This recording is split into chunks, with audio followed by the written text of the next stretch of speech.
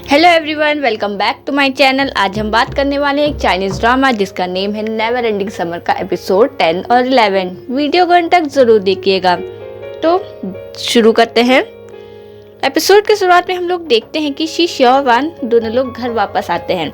एक दूसरे को गुड नाइट बोल के वो लोग अपने रूम में जाते हैं। तभी देखती है वान कि उसके रूम में गुयान बैठी होती है। वो बोलती है कि तुम्हारी दादी के लिए एक डोनर मिल चुका है और पैसों का इंतजाम भी लगभग हो चुका है, लेकिन उनको लगता है तुम अपना काम सही से कर नहीं पा रही हो। और कुछ और बातें होती कि पहले ही शी श्यो दरवाज़ा खोल के अंदर आ जाता है और गुयान वापस चली जाती है।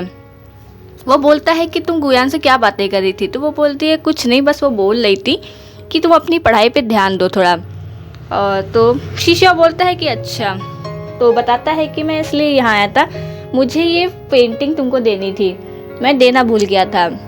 तो वान बोलती है कि ये तो तुमको प्रोफेसर को दिखानी थी। कहता नहीं, ये मैंने तुम्हारे लिए बनाई थी, तो वही देने आया था।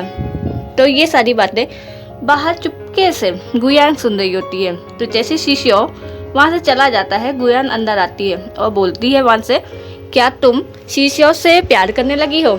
लेकिन वान कुछ नहीं बोलती। तो वो गुयान पेंटिंग उठा के उसको धमकी देने लगती है कि बताओ क्या बात है, लेकिन तभी वो कुछ नहीं बोलती। बताती है कि ये पेंटिंग बस मुझे वो अपने प्रोफेसर को दिखाने के लिए लाया था।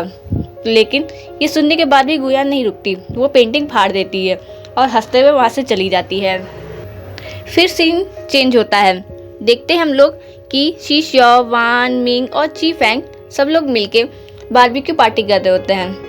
तो वान जो है मिंग से पूछती है कि तुमने ची फैंग के जवाब का आंसर क्या दिया था? तो बताती है कि मिंग कि मैंने उसको ना बोल दिया। तो वान पूछती है पर क्यों? वो कहती है कि मुझे लॉन्ग डिस्टेंस रिलेशनशिप पसंद नहीं है, वैसे वो अच्छा भी है थोड़ा, तो मैंने उसको ज़्यादा कुछ और नहीं बोला। तो यही बोल के वो चली जाती है। शी श्यो वान के पास आता है और वो ड्रिंक कर रहा होता है।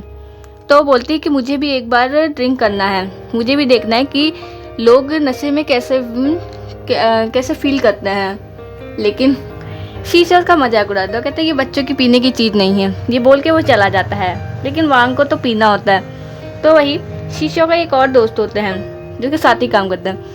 वो चुपके से जो है वांग को एक ड्रिंक दे देता है और वांग पी लेती है और बाद में सब लोग ड्रंक हो जाते हैं और वांग जो है इधर से उधर नाच रही होती, कूद रही होती है। तो शीशा सबसे पूछता है एक एक करके कि वान को किसने जो है ड्रिंक दी, लेकिन कोई नहीं बोलता। तो यही बोल के वो जाने लगता है और वान भी पीछे पीछे उसके जा ही रही होती। आधे रास्ते में वान बोलती है कि मेरे पैर में बहुत दुख रहे हैं, अब मुझसे नहीं चला जाएगा। शीशा भी थोड़ी आगे जाने के बाद फिर वापस आता है और उसको कंधे पे उठा लेता है। उसको जो है नींद भी आ रही होती है वान को, लेकिन वो बोलती है कि मैं बहुत बुरी हूँ, मैं धीरे धीरे करके बहुत बुरी होती जा रही हूँ। ये शीशा सब सुन रहा होता है लेकिन कुछ बोलता नहीं। पहले वो बोलती है कि मेरे साथ सब लोग अच्छे हैं लेकिन मैं बहुत बुरी हूँ, काश मेरे पास एक टाइम मशीन होती तो मैं टाइम के पास वापस जाती और सब सही कर देती, लेकिन ऐसा कुछ नहीं होता। और वान थोड़ी बातें करने के बाद वहीं पे सो जाती है, शीशा के कंधे पर ही। शीशा उसको घर लेके जाता है और आराम से सुला देता है उसके बिस्तर पे। और शीशा बोलता है कि कोई ऐसा होगा जो तुमको अच्छे से जो है केयर करेगा। यही बोल के फिर 1 महीने बीत जाते हैं और वो जो है अब जा रहा होता है प्रोफेसर के पास उनको देने एक पेंटिंग, मतलब जो उसने बनाई होती है 1 महीने के अंदर, वो देने जा रहा होता है। और वान उसको गुड बाय बोल के वो अंदर ही जाती है कि देखती है गुयांग जो है बहुत खुश है। कहती जो तुम ना कर पाई वो मैंने कर दिया। ये सुन के उसको कुछ तो अजीब लगता है।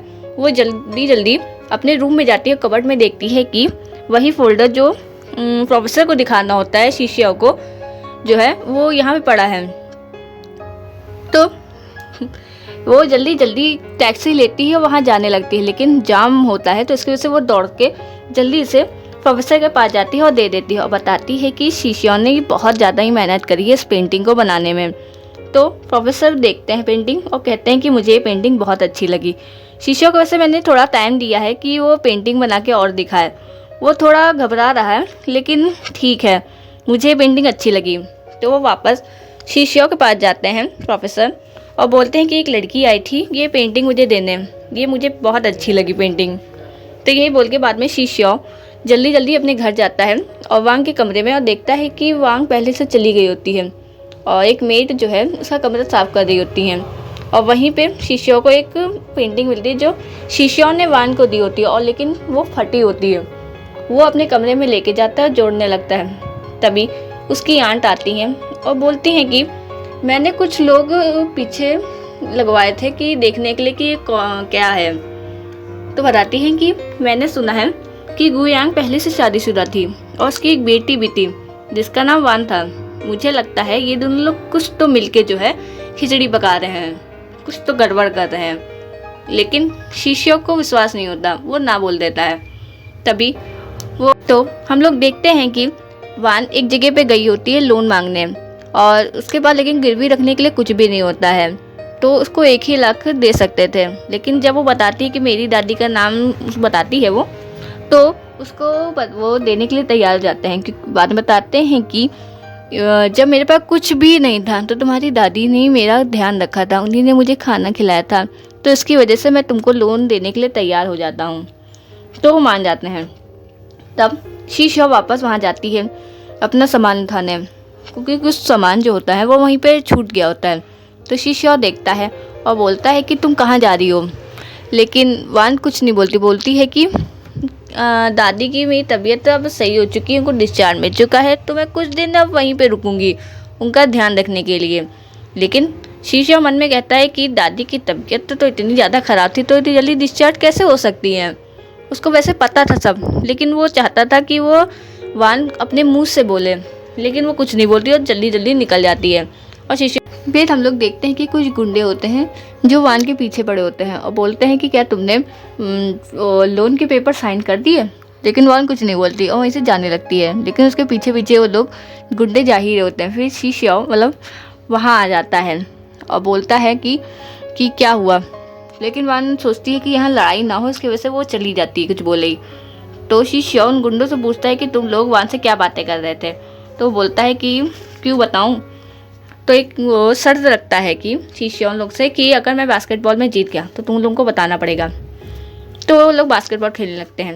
लेकिन वो लोग जो गुंडे होते हैं वो चीटिंग कर रहे होते हैं। लेकिन तब भी हम लोगों का शीशा जो है अच्छे से खेल रहा होता है। पहले मैच तो टाई हो जाता है, फिर दूसरे मैच में जब होने ही वाला होता है थोड़ी देर बाद वान को पता चलता है कि वो मैच खेल रहे हैं बास्केटबॉल का। तो वहाँ पे जल्दी जल्दी जाती है और ब्रेक वहाँ पे हो रहा होता है अभी। तो वहीं पे वो लोग गुंडे भी आ जाते हैं। तो शीशा वान बोलती है कि तुम लोग कभी नहीं जीत सकते शीशा से, शीशा बहुत अच्छा खेलता है और चीटिंग करके तुम लोग कभी वैसे भी नहीं जीत सकते। ये सब बोलने के बाद उन गुंडों को तो गुस्सा ही बहुत आ जाती है। तो वो लोग मतलब वान को वहाँ पे मारने लगते हैं। उसके थोड़ी चोट भी लगी होती है, पैर में सर पे जैसे चोट लग गई होती है।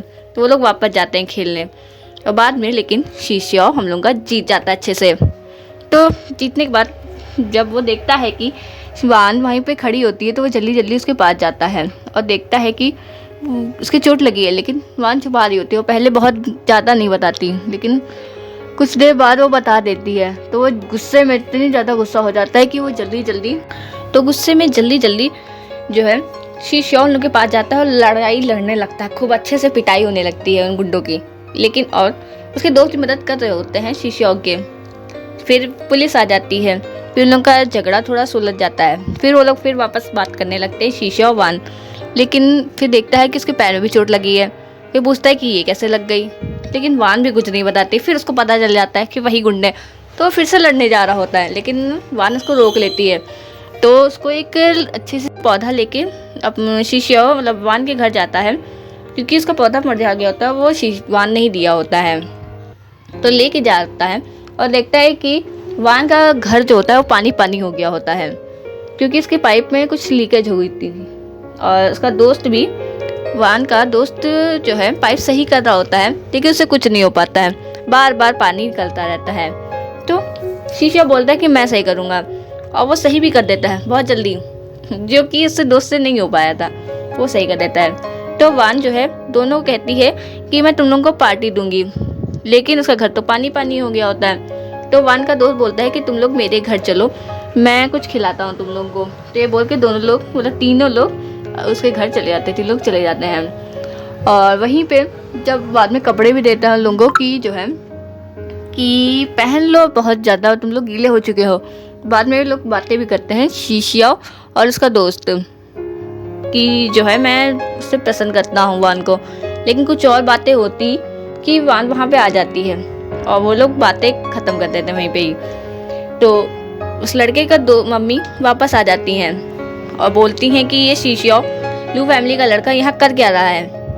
तो ये सुन के शीशिया वहाँ से उठ जाता है और पीछे पीछे वान भी चली जाती है उसके, और बताता है कि वो जो था वो मेरा सौतेला भाई है।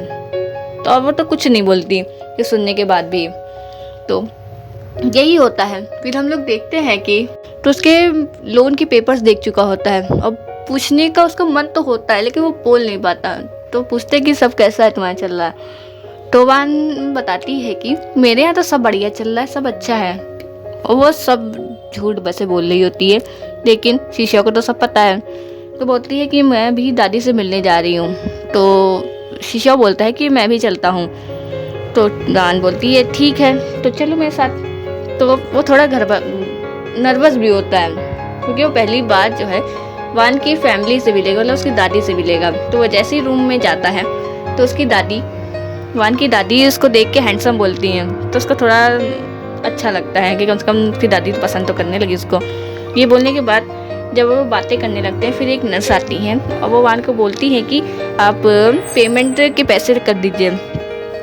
तो वो चली जाती है। तो वहीं उसकी दादी जो है शीशा से बातें कर रही होती हैं, बताती हैं कि मेरी जो है वान बहुत ज़्यादा मेहनत करती है, इस उम्र में तो बच्चों को ज़्यादा खेलना चाहिए, कूदना चाहिए, लेकिन बेचारी मेरी वान जो है कुछ नहीं करती, सिर्फ मेरी ध्यान रखती रहती है, बहुत अकेली है वो। और उसको ये भी खुशी होती है कि कोई तो है उसका दोस्त अच्छा सा।